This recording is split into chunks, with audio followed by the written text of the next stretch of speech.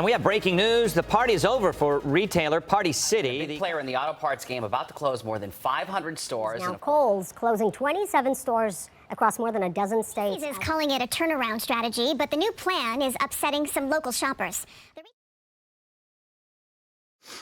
The collapse of retail is here. We've seen it for the last 5 years. Multiple businesses across different industries have all either closed down, reduced their workforce, simply filed for bankruptcy. Why did we get to this point? 10 years ago, retail was booming. And all these stores can now say is that consumer needs and wants have changed and that they're trying to adapt to this rapid alteration of consumer behavior.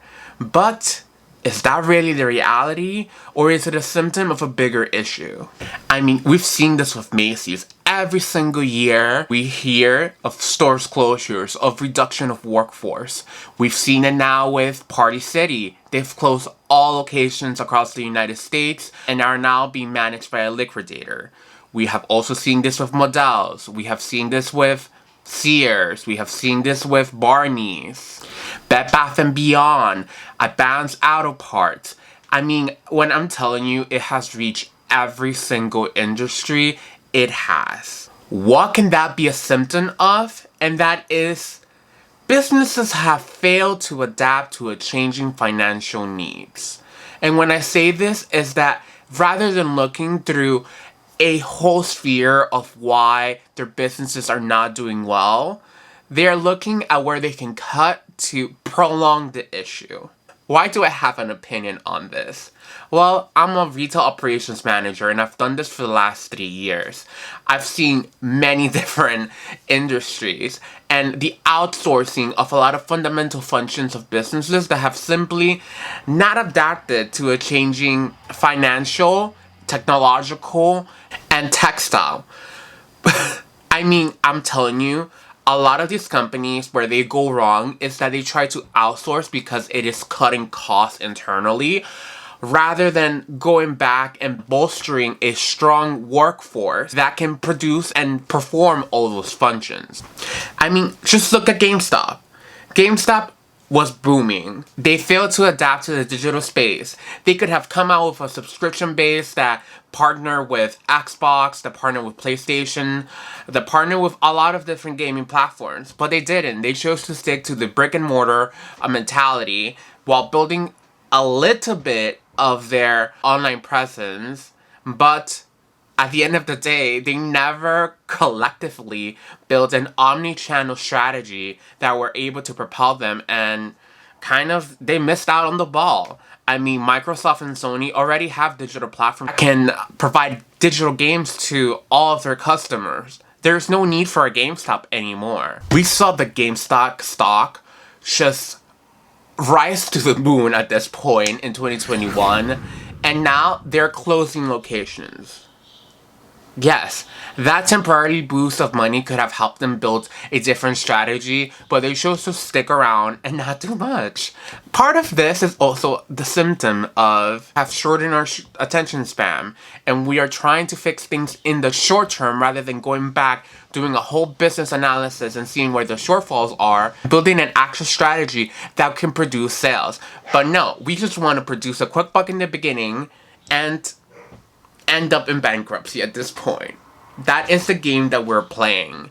A lot of people are also realizing that this overconsumption and consumerism is not beneficial to them. It is not beneficial to them. A lot of people have ended in being essentially broke because of social media, because of the marketing schemes. And that brings me to the next topic. A lot of these companies spend a lot of money in marketing.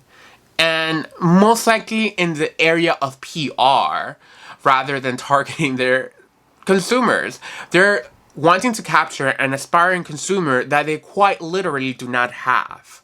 And oftenly, this leads the company to overspend in areas that they do not have a need for, rather than focusing on the actual consumer that is purchasing the product. Now, everything I'm saying here is allegedly, but we can sit here and look through multiple articles where companies like Tarte, are spending millions and millions of dollars in marketing campaigns, in PR trips, in influencer marketing, because they are hoping to acquire a customer that, yes, it may translate in this moment in time, but come 2 or 3 years from now, those influencers are no longer attached to the company or have changed direction and creative or have necessarily gone into oblivion, because let's face it here, influencers they come and go. There's a few that stick around, but for the majority of time, it's a very temporal thing. So now you wasted millions of dollars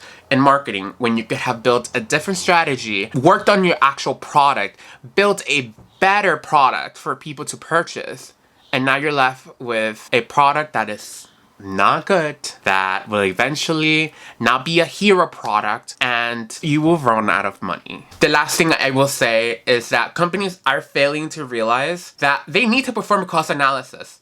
They need to go and break down every single area of the business and see where the leaks are, because I tell you right now, there are multiple leaks within their financial structure of a lot of these companies. Now, AP, which is account payables, and AR, which is account receivable, are two crucial areas that I feel like companies don't really focus on. And oftentimes, these departments are extremely bare bone because they fire everyone that is essential to the financial structure of their business and actually understands the numbers.